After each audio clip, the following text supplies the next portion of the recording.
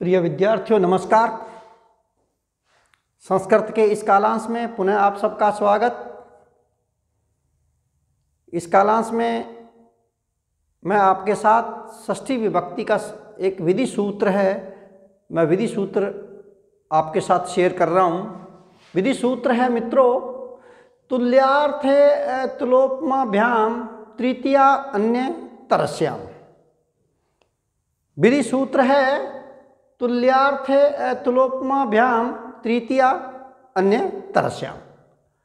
आइए इस विधि सूत्र को देखते हैं। यह विधि सूत्र कहना चाहता है कि तुला और उपमा शब्दों को छोड़कर तुल्य अर्थ वाले शब्दों के योग में शेषत्व की विवक्षा में विकल्प से तृतीया विभक्ति होती है और पक्ष में षष्ठी शेषे सूत्र से षष्ठी विभक्ति होती है। सूत्र में अन्य तरस्याम है, इसका अर्थ है विकल्प से। क्या? विकल्प से। फिर दोबारा सुनिएगा, सूत्र है तुल्यार्थे तुलोपमाभ्याम तृतीया अन्य तरस्याम, कि तुला और उपमा शब्दों को छोड़कर, इन दो शब्दों को छोड़कर के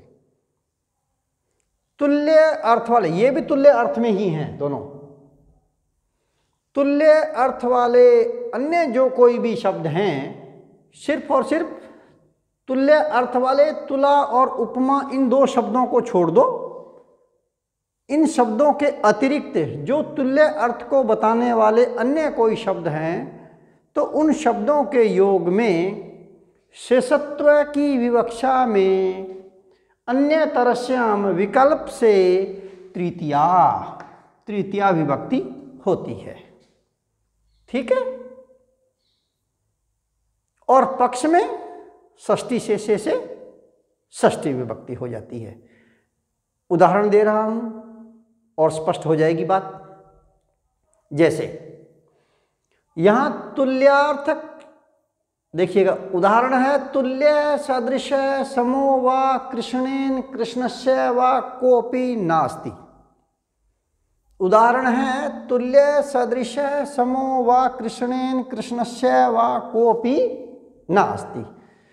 कृष्ण के समान कोई नहीं है, कृष्ण के तुल्य कोई नहीं है। देखिएगा, कृष्ण के तुल्य कोई नहीं है, समय समान कोई नहीं है। सदृश शब्द का अर्थ भी समान ही होता है, तुल्य का भी समान अर्थ में है और समय भी समान अर्थ में ही, इसलिए मैंने वाक्य में वा का प्रयोग किया है। क्या बना? तुल्य सदृश समो वा कृष्णेन कृष्णस्य वा कोपि नास्ति। कृष्ण के समान कोई नहीं है, कृष्ण के सदृश कोई नहीं है, कृष्ण के सम कोई नहीं है। देखिएगा, यहां तुल्यार्थक शब्दों, एक तो है तुल्य, एक है सदृश और एक समय का वाक्य में प्रयोग हुआ है, जो तुल्य अर्थ को बताने वाले। कौन कौन से शब्द हैं यहां आए? तुल्य आया है, सदृश है और समय, ये तीन शब्द आए हुए हैं, का वाक्य में प्रयोग हुआ है, जो कि तुला और उपमा शब्दों से भिन्न है। ये तुल्य सदृश और जो समय जो शब्द हैं, ये न तो तुला है और न ही उपमा शब्द है। इन शब्दों को छोड़ करके इनके समान अर्थ वाले ये शब्द हैं। तो इनके योग में, किनके? इनके तुल्य सदृश समय, इन शब्दों के योग में तुल्यार्थी तुलोपमाभ्याम तृतीया अन्य तरस्याम, इस विधि सूत्र द्वारा कृष्ण शब्द के साथ विकल्प से तृतीया विभक्ति हो गई। कौन सी विभक्ति हो गई? तृतीया विभक्ति हो गई। ये देखिएगा, कृष्ण शब्द पुल्लिंग है और कृष्ण शब्द के साथ तृतीया विभक्ति का एक वचन हो गया कृष्णेन। किसके योग में आई है तृतीया विभक्ति? तुल्य सदृश और समय के योग में आई है। ठीक है ना, विकल्प से। और पक्ष में षष्ठी शेषे सूत्र से षष्ठी शेष सूत्र से कृष्ण शब्द के साथ में षष्ठी विभक्ति हो गई, तो क्या हो गया? कृष्णस्य।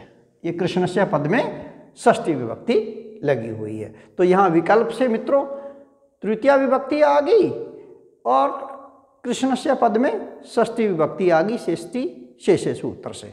सूत्र है तुल्यार्थे अतुलोपमाभ्याम तृतीया अन्य तरस्याम। और ये सूत्र कहना चाहता है कि तुला और उपमा शब्दों को छोड़कर तुल्य अर्थ वाले शब्दों के योग में शेषत्व की विवक्षा में विकल्प से तृतीया विभक्ति होती है और पक्ष में षष्ठी शेष सूत्र से षष्ठी होती है। ये मैंने आपको उदाहरण दे दिया और उदाहरण दे रहा हूँ। एक उदाहरण है अर्जुनेन अर्जुनस्य सदृश कोपि वीरो नास्ति। अर्जुन के समान कोई भी वीर नहीं है। ठीक है, अर्जुन के समान कोई भी वीर नहीं है। ये देखिएगा वाक्य में यहाँ सदृश शब्द का प्रयोग हुआ है, तो सदृश शब्द के योग में जो कि तुला और उपमा शब्द से भिन्न है परंतु अर्थ वही दे रहा है, तो सदृश शब्द के योग में अर्जुन शब्द के साथ उक्त विधि सूत्र से तृतीया विभक्ति हो गई, तो अर्जुनेन पद बन गया। और पक्ष में षष्ठी शेष सूत्र से अर्जुन शब्द के साथ षष्ठी विभक्ति होकर के अर्जुनस्य पद बन गया। ठीक है, और वाक्य बन गया अर्जुनेन अर्जुनस्य सदृश कोपि वीरो नास्ति। एक और उदाहरण देखिएगा, मातु मात्रा सदृशा पुत्री भवति। माता के समान पुत्री होती है। वाक्य में चूंकि ये स्त्रीलिंग है ना, इसलिए माता के समान है ना, स्त्रीलिंग है इसलिए सदृशा आ गया। पुल्लिंग होता है तो सदृश है, पुल्लिंग है तो सदृश है और स्त्रीलिंग है तो सदृशा। ठीक है, देखिएगा तो मातु मात्रा सदृशा पुत्री भवति। सदृशा शब्द के योग में समान अर्थ को बताने वाले सदृशा शब्द के योग में मातृ शब्द के साथ उक्त विधि सूत्र से विकल्प से तृतीया विभक्ति लगकर मात्रा पद बना। क्या बना मित्रों? मात्रा। और पक्ष में षष्ठी शेष से षष्ठी विभक्ति लगकर के मातु पद बन गया। क्या बन गया? मातु पद बन गया। और वाक्य बना मातु मात्रा सदृशा पुत्री भवति। ठीक है, एक और उदाहरण देखिएगा, पितु पित्रा सदृश पुत्र भवति। क्या ये देखिए, ये पुल्लिंग है तो पुल्लिंग कहा दिया है, यहाँ पे सदृश शब्द पुल्लिंग का ही आया है। देखिएगा तो यहाँ पितृ शब्द में तृतीया विभक्ति लगी हुई है उक्त विधि सूत्र से विकल्प से, ध्यान रहे विकल्प से आई है। और पितु शब्द में षष्ठी विभक्ति लगी हुई है।